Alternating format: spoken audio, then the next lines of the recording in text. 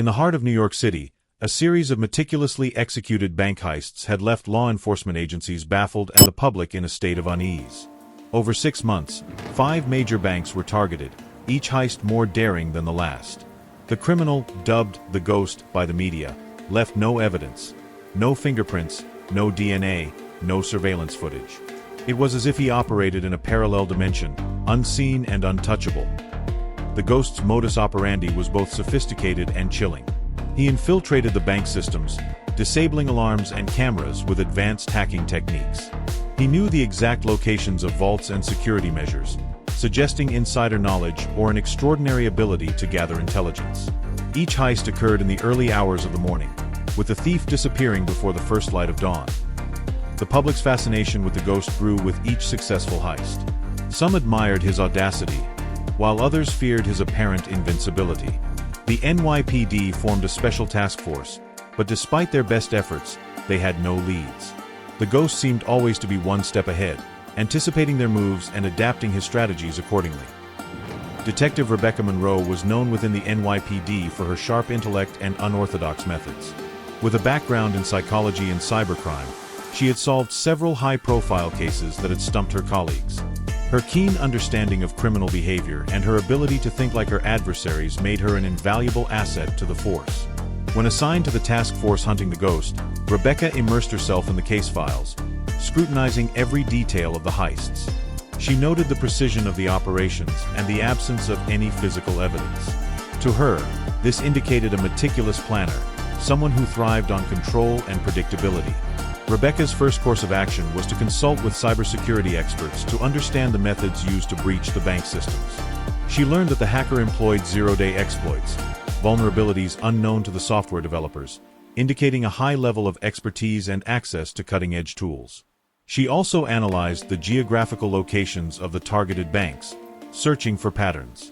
All 5 banks were situated within a specific radius in Manhattan, suggesting that the Ghost operated within this area. Rebecca hypothesized that he lived or worked nearby, allowing him to conduct thorough reconnaissance without arousing suspicion. Rebecca's breakthrough came when she revisited the surveillance footage from the bank's surroundings during the nights of the heists. While the Ghost had disabled the bank's internal cameras, he couldn't control the city's external surveillance network. Rebecca painstakingly reviewed hours of footage, looking for any anomalies. She noticed a pattern. A white utility van appeared near each bank on the nights of the heists. The van had no distinguishing marks, and its license plates were either obscured or switched. However, a small dent on the rear bumper remained consistent across the footage, suggesting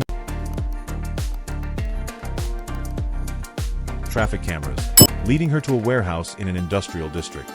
She conducted discreet surveillance of the location, observing workers coming and going but nothing overly suspicious. However, her instincts told her this was the Ghost's lair. Believing she had found the Ghost's base of operations, Rebecca devised a sting operation. She coordinated with the task force to monitor the warehouse and prepared to intercept the next heist. They installed discreet tracking devices on the van and set up surveillance on the warehouse. Weeks passed with no activity, and tension among the task force members grew. Some began to doubt Rebecca's theory, but she remained resolute, convinced that patience would yield results. One rainy night, the van left the warehouse and headed toward a bank in Midtown Manhattan. The task force followed at a distance, maintaining constant communication. Rebecca's heart pounded as they closed in, knowing this was their best chance to catch the Ghost in the act. The van parked in an alley adjacent to the bank, and a figure emerged, clad in black and carrying a duffel bag. Rebecca signaled the team to move in, and they surrounded the suspect, guns drawn.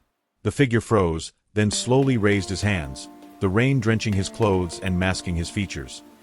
The suspect was apprehended without resistance and brought to the precinct for interrogation. When his mask was removed, Rebecca was taken aback. The Ghost was not the hardened criminal she had envisioned, but a young man in his late 20s, with sharp features and an air of defiance. His name was Ethan Pierce, a former cybersecurity expert who had lost his job due to corporate downsizing. Embittered and desperate, he had turned his skills to crime, justifying his actions as a rebellion against a system that had discarded him. During the interrogation, Ethan remained stoic, refusing to answer questions or acknowledge his involvement in the heists. Rebecca observed him closely, noting the flicker of fear behind his steely gaze. She realized that breaking through his emotional defenses would be the key to securing a confession. Rebecca employed her background in psychology to engage Ethan in conversation, steering away from the crimes and focusing on his personal life. She spoke of his family, his aspirations, and the events that led him to this point. Ethan's initial defiance began to wane as he opened up about his struggles and disillusionment. Rebecca then presented him with the evidence they had gathered, the surveillance footage, the cyber trails, and the testimonies. She highlighted the brilliance of his operations, but also the impact of his actions on innocent people. Ethan's facade cracked, and he finally confessed to the heists, expressing remorse for his actions. Ethan's confession led to his conviction, and he was sentenced to prison.